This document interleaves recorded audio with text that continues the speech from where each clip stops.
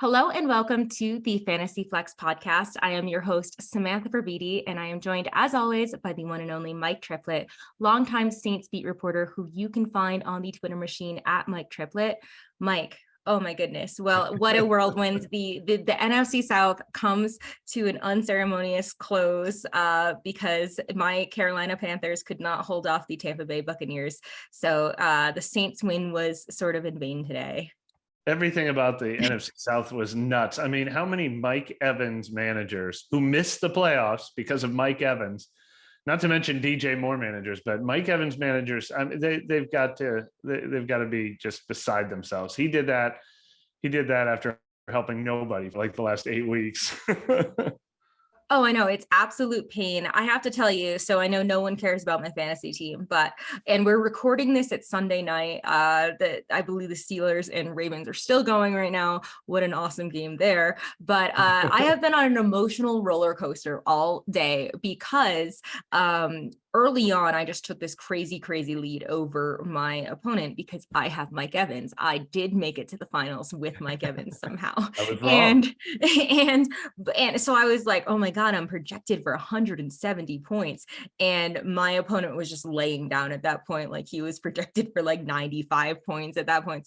So he was already congratulating me in the group chat, but I feel like he jinxed me because then I had this whole Kirk Cousins stack that obviously crapped the bed. I had Justin Jefferson, of course, in the stack. So I just I'm now recouping. I'm still projected to win, but basically the problem is that now he's got Joe Burrow, T. Higgins, and Jamar Chase all going on Monday night. So it's I hate being on that side of things. Yeah. So what I think I'm going to do is like an emotional hedge and do some kind of bet or parlay on like all the Bengals guys. You know, if they go big tomorrow night, then I'll feel good and at least I'll win some money there. But yeah, it's painful. A lot of money on the line in that league. So hopefully it turns out for the better. But I think you were, before we started here, you were talking about your team maybe not going in the right direction this week. Well, my biggest money league, I had the Tua, Tyreek. Actually, I had Tua, Tyreek, and Christian Watson all in the same game. And I think at about halftime of Miami Green Bay last week, I was projected to win by like 40 points. And then Tua gets negative points in the second half. Christian Watson never comes back. Obviously, no one's throwing it to Tyreek, and just slowly watch that one fade away until it finished with all I had to do was watch on Monday night and hope Austin Eckler didn't go off. And you can tell how that went. But 1-1, one of my leagues that I cared most about is this new one that I started that has promotion and relegation. So I got promoted. Very exciting stuff. That is cool. Well, yes, it's one of those things that I even said to the guy when he's like congratulating me, I was like, it's not over till it's over. And it really isn't over till it's over. So don't count yourself out. And there could definitely be some Monday night miracles to be had in the Bengals Bills game, which should be a very good one. In terms of things that happened around the NFL this week, I feel like it was the week of the backup quarterback. There were just so many guys. I mean, obviously we talk Gardner Minshew's been on the radar for the past couple weeks. He was kind of a dud, and I was on Convince Me with Sean Kerner and Chris Raymond, two great minds, and me just there for the ride. And we were all on the Gardner Minshew train. And of course he has to disappoint all around. At least AJ Brown and Devonta Smith had good days. Dallas Goedert was meh, but at least like he didn't ruin everyone's kind of fantasy lineups. We did have Teddy Bridgewater and then replaced by Skylar Thompson because Tua is in the concussion protocol, and Teddy Bridgewater ended up with a broken finger, I believe, or something like that. So that was a mess there if you had to end up starting Teddy B because you lost Tua. Tyreek Hill and Jalen Waddle also had very quiet games because of it. So now the Dolphins are on the bubble to make the playoffs. So that was a very consequential game. I thought they might come back. I mean, they did make a rally at the end, but it ended up not coming to fruition necessarily. We also had Jarrett Stidham, who kept that team buried the lead.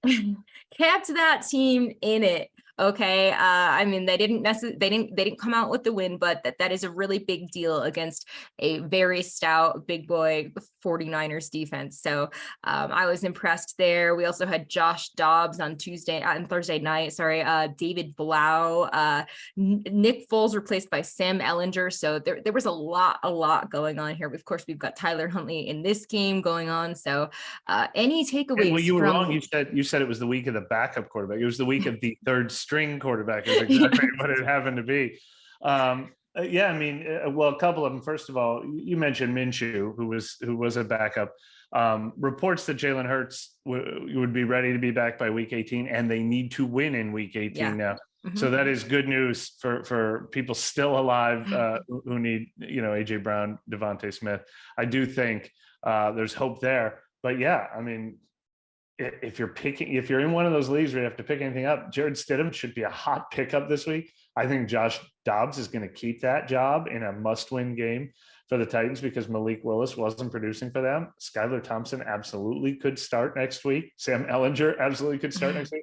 I'm not recommending any of these people, but if you were in a league where every quarterback who gets a start gets picked up, you're going to have to rank these people. I'm sorry, we're not doing a special episode ranking all of them for you this week. But Oh my goodness. Yeah. Speaking of that Titans game, I mean, am I crazy to think that Dobbs looked better than Willis, especially for Treylon Burks and Robert Woods ended up having decent games. I mean, obviously they lost the game, but they're up against a very different Cowboys team that's very well rounded and has a lot better sort of all weapons all around. So I think we will see more of him there. And in terms of the AFC South, the Jaguars are now 3-1 favorites to win that division. Jeez. So that tide has turned really, really fast there. So that is just a crazy kind of turn of events. We already talked about our NFC South. I guess 3-1. I think I'd take the Titans at 1-3. Yeah, I mean, I don't know exactly what the So we shall see how that one plays out for sure. In terms of injuries, we already talked about Teddy Bridgewater, and then replaced by Skylar Thompson. Tua is still in the protocol, so there's a good chance he does not play this week. So we may be seeing Skylar Thompson. Nick Foles suffered that rib injury, carted off the field. So Sam Ellinger may be the starter there. And then the only other noteworthy thing was Jacoby Myers suffering a shoulder injury, downgraded to out for the Patriots after having a decent day for fantasy. So let's just jump into it with this awesome quarterback sort of, we have a wide selection, let's say, of a lot of guys, breadth over depth here. But of the guys available, I'm going to go with Brock Purdy as my favorite pickup. He is 45% rostered at this point, and he just ended up with another good game. I mean, I just keep thinking he's going to turn back into a pumpkin, and he doesn't. Completed 22 of 35 attempts for 284 yards, 2 touchdowns, 1 interception. They did eke out that win over the Raiders. Since he's taken over for Jimmy G, QB 18, QB 8, QB 14, QB 13, and he's QB 10 going into this game. So, I think he's going to finish as a top 12 guy, and he's got a nice matchup against the Cardinals this week, who ranked 19th in pass DVOA, have allowed the 8th most fantasy points to QBs. So if you need a guy, he would be the guy that I would probably pick up if he's available. And the 49ers, I'm pretty sure they still are alive for the number 1 seed too, yes. Right? Yep. So they're going to be all. So it's not like a nothing game or anything. Yeah. And so speaking of the king of the third string quarterback, by the way, Brock Purdy started this train. Oh no, for sure. And I was just on the radio like a couple minutes ago, and someone was just asking me something about if what are the 49ers going to do next year? Would you go with Purdy or Trey Lance at this point? And we don't know at this point. We don't know if Trey Lance is going to be healthy for even like OTAs. I mean, they say that, but now he's on his second surgery, so who knows what his prognosis will be like going into training camp. And yeah, suffice it to say that they're 5-0 with Brock Purdy now, so it feels like he's at least earned his name to be in the conversation for next season at that Sure. at the starting quarterback position. Russell Wilson has dropped down to 49% rostered. No big surprises there, but he did keep the Broncos in it for that Chiefs game. His first game without Nathaniel Hackett and took advantage of that nice matchup against the Chiefs, currently the QB8, like I said, with 2 games left to be decided. This will be his third best fantasy finish of the year. One of the other 2 games was against the Chiefs. So he gets the Chargers next week. Definitely a tougher matchup. But something to keep in mind. I mean, maybe Russ wasn't the problem. We kind of talked about this a little bit before. But yeah, he would definitely be like my number 2 pickup here. We talked about Jarrett Stidham. I mean, he is out there everywhere. So if you're really in a pinch, I mean, he's available in about 99% of leagues. Derek Carr getting benched earlier this week. And they get to face those Chiefs that were just lit up by Russell Wilson. So certainly could be some points to be had there. Do you like any of those guys or anyone else stand out to you? Yeah, I mean, how can you not consider Stidham?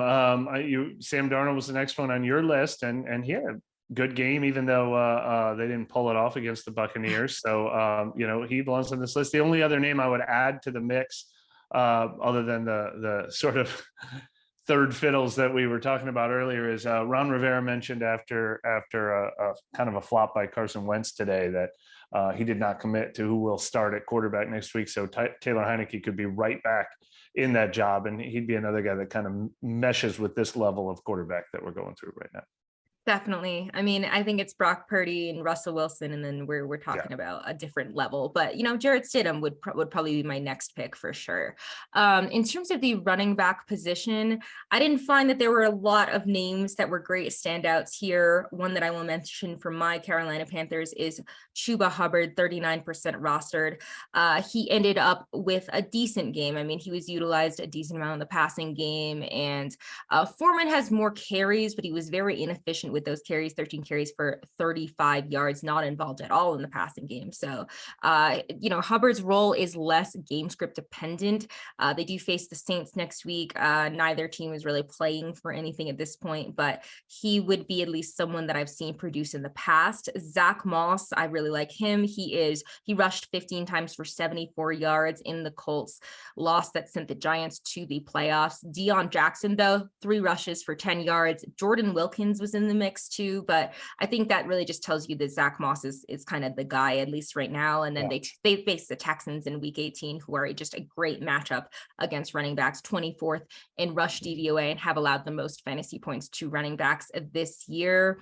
If we think Derrick Henry is going to be out again for another week with that hip injury, Hassan Hoskins was utilized, 12 rushes for 40 yards and caught 2 passes for 13 yards against the Cowboys, and they face the Jaguars this week. So it will definitely be it'll be a competitive game and at least an easier matchup than the previous week.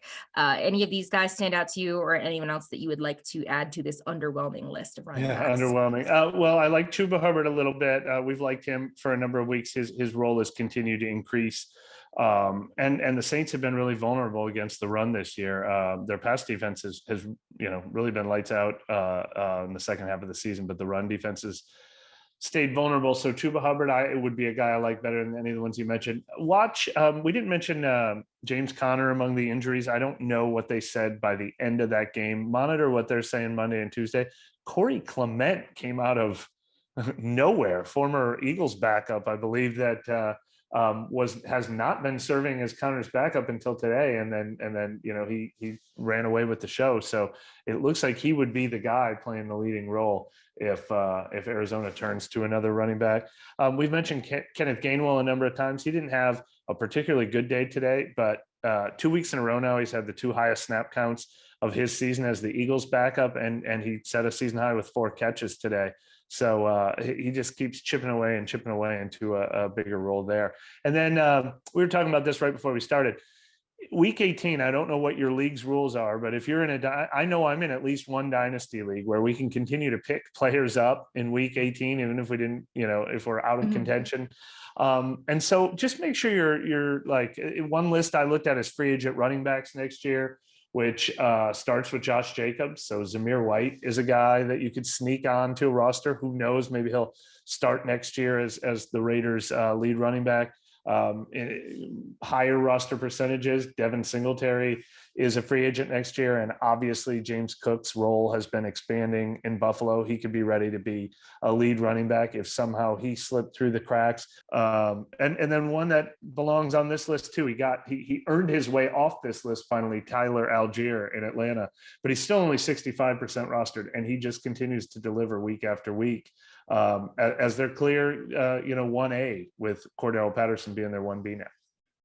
Definitely, I agree. I was just talking about Tyler Algier, and I was asked about if I would consider him a top 15 running back next year for fantasy. I'm not sure that I'm willing to put him in that category, but I'm saying definitely top 24. It feels like, because he was a guy that I liked going into the season as a talented rookie name. So in a good situation, at least in Atlanta, with kind of like a wide open sort of field there. Yeah, One name really One name I will mention, Jermichael Hasty, maybe might be a little more fool's gold though, because it appears that they sat Travis Etienne in that second half. So just something to look out for, I think that some people do try to chase those numbers without looking at the context. So I think that is important to add. In terms of the wide receivers, certainly a slightly better list here. We talked about the Giants guys last week, Richie James and Isaiah Hodgins.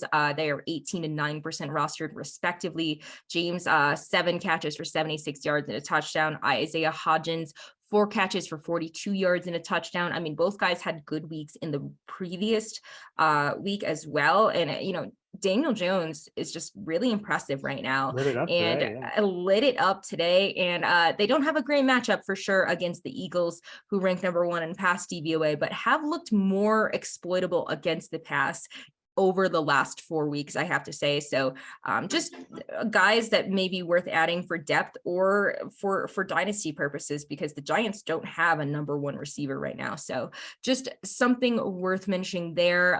Rashid Shaheed, I wanted to hear all about what you have to say about him. But in terms of just other guys, I'll run through really quickly. KJ Osborne, at the expense of Justin Jefferson. I mean, it's a complete opposite thing of the Mike Evans situation, because I bet that there are a lot of fantasy managers in the championships that had Justin Jefferson, and Justin Jefferson catches 1 of 5 targets for 15 yards. KJ Osborne, 7 catches for 59 yards and a touchdown. And then who is Jalen Naylor? Catches 3 passes for 89 yards and a touchdown. It was just a weird game against the Green Bay Packers. So the Vikings do get a really nice matchup against the Bears next week, 29th in pass DVOA. We mentioned both of the Titans guys. They are both under the 50% threshold. So both looks better with Dobbs under center, and they face the Jaguars, who rank 31st in pass DVOA next week. So I feel like one of those could at least sneak into the wide receiver 3 tier. And then the last name that I'll mention is Tyquan Thornton of the Patriots.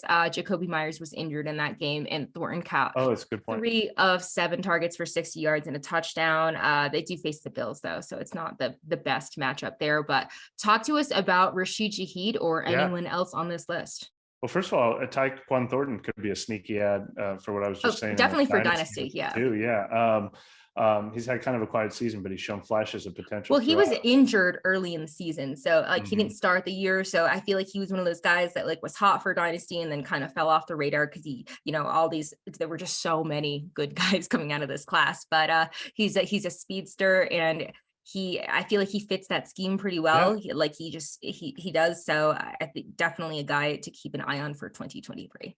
Well, Rashid Shaheed fits all that mold and more. And luckily, I did bring him up so I don't lose both of my jobs as a Saints reporter and giving fantasy advice here every week. I have brought him up the last couple of weeks, but I feel bad that I didn't bring him up more strongly, because he's just does it week after week. And I said last week, when there was barely any passing offense in that game in Cleveland in the awful weather conditions, he came up in that game too, and he delivered on the road in Philadelphia with another 58-yard pass. He is worth putting in your fantasy lineups just because he catches like a 58-yard pass once every 3 games. But now he's also doing things like catching 6 passes on 6 targets every week. He is neck and neck with Chris Olave over the last 6-7 weeks in routes run targets. Jarvis Landry's on IR now. Michael Thomas has been gone for a long time. Rashid Shaheed is 1B. He's not even the number 2 receiver in New Orleans. And he's an undrafted rookie who they signed as a kick returner with a torn ACL. So they didn't expect him to come along this fast. Now they're going to spend all next year developing him as a receiver. Absolutely a guy to sneak onto your dynasty roster if nobody was paying attention in deeper dynasty leagues. And we mentioned Treylon Burks for that reason. I think I would trust him a little more than Robert Woods because of the upside. It's so hard to trust anyone in that Titans offense at all. But having a quarterback that can get to the receivers makes Treylon Burks interesting again. On the flip side, though, I like Isaiah Hodgins a little more than Richie James. They both came through this week. But the Giants actually, I think, don't have to try next week. Now, I don't know that you rest Richie James or Isaiah Hodgins or Darius Slayton, but I think they're locked into the 6th seed in the NFC if I'm doing my math right. So ironically enough, they could be resting their starters in a must-win game for the Eagles. That is pretty hilarious, though. I feel like they'll probably still try to stay competitive because it's like intra-divisional and whatever. Yeah. But yeah, in terms of Rashid Shaheed, I mean, week 18 matchup versus the Panthers at home. Panthers ranked 26th in pass DVOA, have allowed the 8th most fantasy points to wide receivers this year, and JC Horn is hurt, so it's almost worse than the numbers even suggest. So I think that'll be a really good matchup for Shaheed and Olave to that point.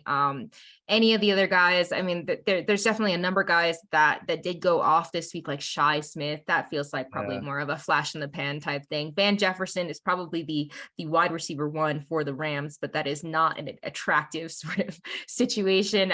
We got a Kadarius Toney sighting this week, so that's cool. A T.Y. Hilton sighting, that's also exciting. None of those guys, though, am I excited about versus any of the other guys we mentioned. So I didn't even put any of them on my list at all, except for, KJ Osborne has snuck on here enough times, and he's done it now 2 out of the last 3 weeks. I think that if you're trying to decide who to believe of this week's stat lines, I believe him slightly more than the others. Fair enough. All right, on to everyone's favorite position, at the tight end position. We've got a lot of stuff going on with the Saints.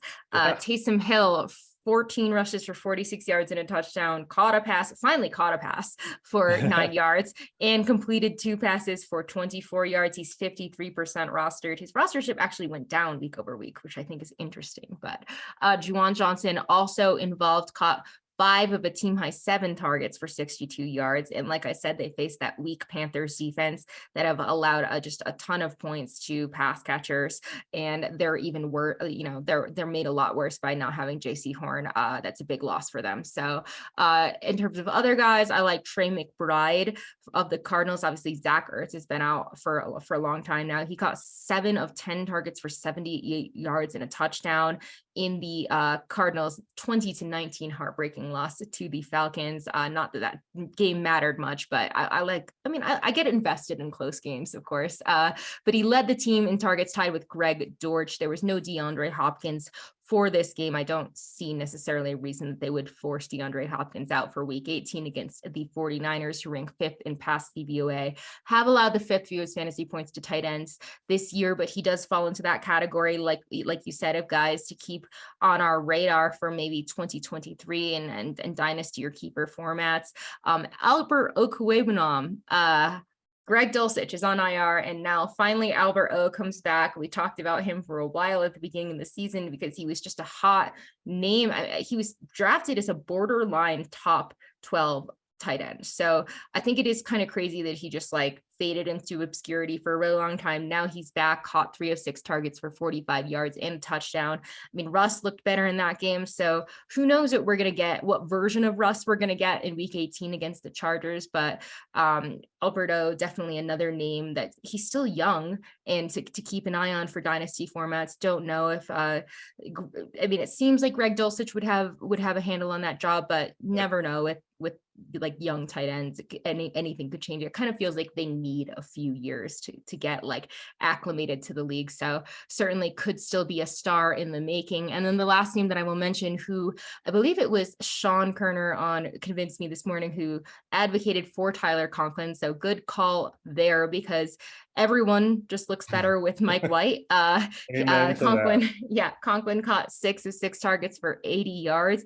You get the Dolphins next week, who ranked 25th in pass DVOA, have allowed the third most fantasy points to tight ends. So Tyler Conklin would definitely be on my list if I am tight end needy. So tell us of these guys who you like and talk to us about these Saints guys. Well, first of all, I have here in my notes, make sure and tee Samantha up on Albert O in case you didn't bring him up on your own, because I think it was our first show together when you said you spent the offseason learning how to pronounce his last name. You finally had an opportunity to look, use it. and exactly. You did it seamlessly. And I just had to flex that right here. So it's very important. I like Conklin too. I like how you wrote that. Everyone looks better with Mike White. Even Ty Johnson. Okay, maybe we should have mentioned him with the running backs, pass catching running back. The running backs can only catch patches in New York when Mike White is a quarterback. And good call on Zonovan Knight or Bam Knight, whatever he goes by, because you did say that he was a flash in the pan type guy last week, and he did disappoint this week. Yeah, well, I mean, it's so tough for him splitting time with Michael Carter. I mean, it hasn't helped either one of them, frankly, for fantasy too much. But I'll keep talking about the Saints tight ends. Well, the reason Taysom Hill was dropped in so many leagues is because everybody probably picked him up when they went to play in the Ice Bowl in Cleveland last week, when all of us thought Taysom Hill was going to get 25 carries, and that's all they were going to do was maybe even start him at quarterback and play him the whole game.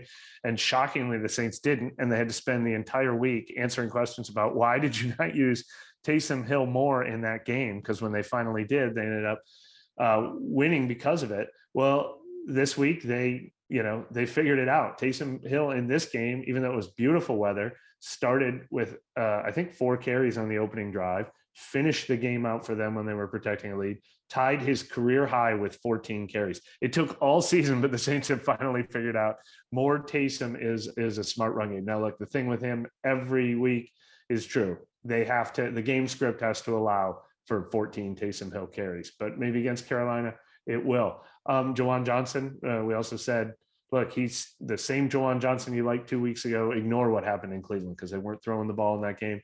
He comes back and he gets, was it 5 catches on 7 targets today? And the only problem with him now, 2 weeks in a row, he has some pretty ugly drops and missed opportunities, but he's earned a lot of trust, and that's not going to take him off the field. One other name I do want to add, though, speaking of people who came back to life, if Josh Dobbs is a quarterback and the passing offense is back in Tennessee, then Chigo Okonkwo is back as a young tight end that I really like. He was doing great things until Ryan Tannehill got hurt. Definitely a name that we should have on our radar for longer term purposes too. But yes, the tight end position has been quite the headache this year. I've been calling it this game of Russian roulette every single week, that if you don't have Travis Kelce, it's been tough. I got the question, I kid you not, of should I start Shane Zylstra or Mark Andrews this week? So, I mean, obviously I went a certain way, but you have to understand that is where the tight end position is this season. And look, it's not Zylstra this week, it's Brock Wright. So like I said, I was just earlier on the radio talking about the tight end position, and someone said, yeah, we should just do like a tight end by committee thing. And I was like, that's kind of genius, because at least for the Lions situation, that would have been advantageous for 2 weeks in a row. But yes. Wait, early 2023 prediction. What is Travis Kelce's average draft position in 2023? Will people forget and go back to thinking he's old and faded? I don't think so. I think people are going to remember how painful it was to set lineups every single week. So I think I'm going to go with 9.5. And I'll take the under. We got to remember this bet. Interesting. I think people are going to go nuts on Kelce next year. Nice. Well, I believe especially because no one trusts Mark Andrews or Kyle Pitts. There's like no one everyone who wants to take a tight end early. He's the only one. No, totally.